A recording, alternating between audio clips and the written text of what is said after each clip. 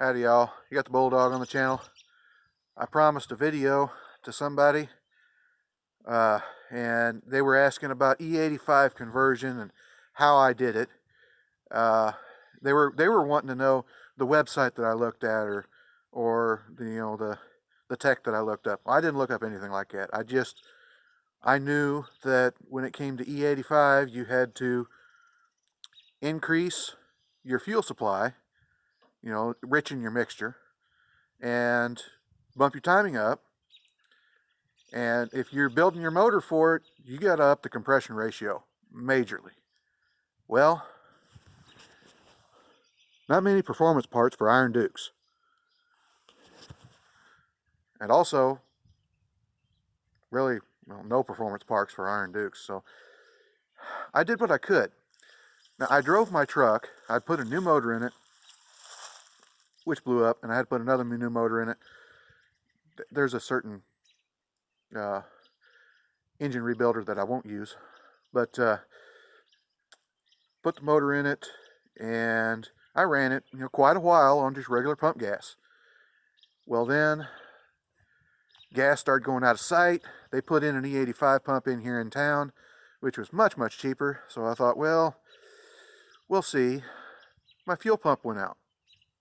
All right, now we're going to change things, because on these vintage square body S10s, throttle body injection, they ran on probably 10 psi or 15 psi, low fuel pressure. You deadhead the pump and it'll go to about 20 psi. Well, what I did, this truck uses the same hanger in the fuel pump as a Trans Am of the same year, Firebird Trans Am or whatever, which has port fuel injection, a la car. So when I bought a fuel pump, I bought one for a Trans Am, same price basically. It had been short enough time since it had been painted, so I just pulled the bed and put that pump in it. So I had 60 pounds of deadhead pressure that I could go up to. Well, I'm not going to go up to that. I had extra parts from when I put the motor in, and I took my extra cap off the fuel pressure regulator here. There was a spot weld down in these threads. I drilled out that spot weld, retapped the hole to accept a slightly larger screw, and I took and put a spring on the outside of the screw. You can't see it because, crappy camera. But there's a spring on the outside of this screw. Longer screw to go through here. That way what I'm doing, when I screw that thing in, it's tightening the spring inside my throttle body to raise the regulator pressure. And you're not supposed to do this, but I did it. I teed in down there, and I ran me a fuel pressure gauge inside, an old mechanical gauge. There's my air pressure gauge for my air bumper. But now I can watch my pressure in here. I got a screwdriver inside that I can pop my air cleaner off and regulate my pressure in there on the throttle body. And then I kept a wrench with me so I could reach down there and break the distributor loose and adjust it. That way, if I'm ever where I can't get E-85, I can back the timing off, because that's where you get a lot of your fuel economy, is by advancing your timing. You advance your timing until it pings and then back it off a little bit. This thing was running like 20 degrees base timing. Well, ethanol, straight ethanol is like 120 octane or better.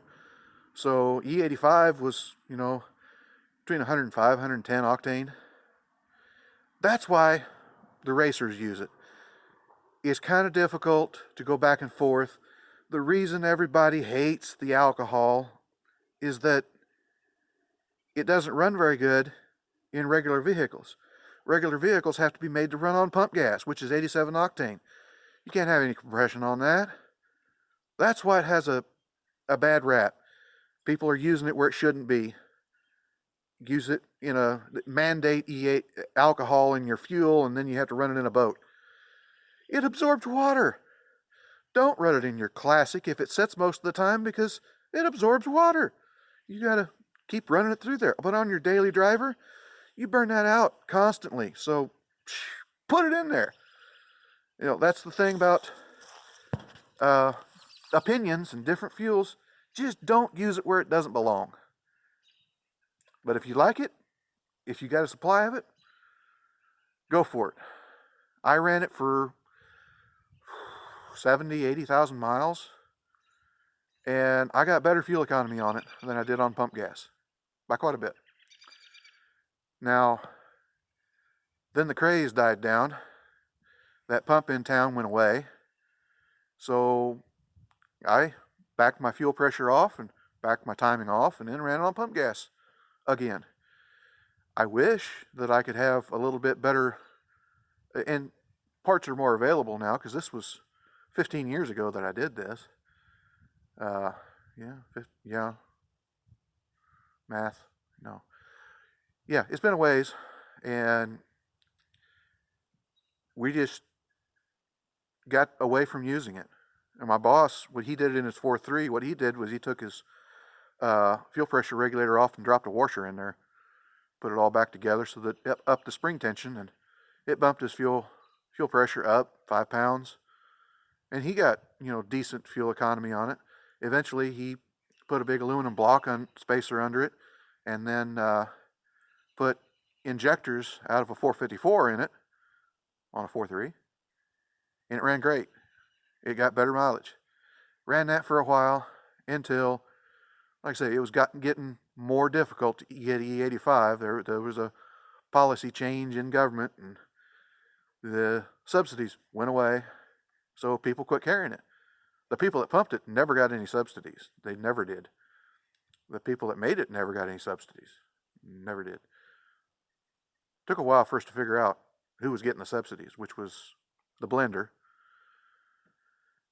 That's another story. But anyway, that's how I did it. And, toy with it. And I've had a lot of people that say, "Oh, I'd never run that because of this." Well, did you change anything? No.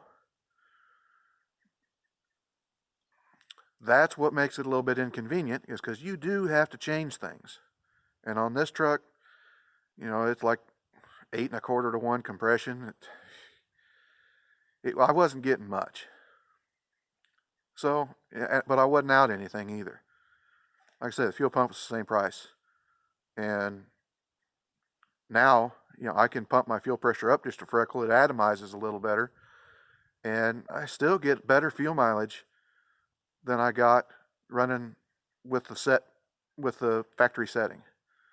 So I still play with it now and again. I gotta get this thing back on the road, because I gotta teach my daughter how to drive. They're not allowed to drive without running a stick shift first. That's something that you'll learn on automatics. Your kids keep going faster and faster and faster. Well, with a stick shift, that's regulated speed. Until they shift, they're not going any faster.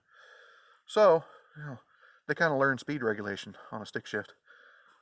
Little piece of advice too. Like, comment, subscribe, hit your little bell notification, share it all around. We'll talk to you later.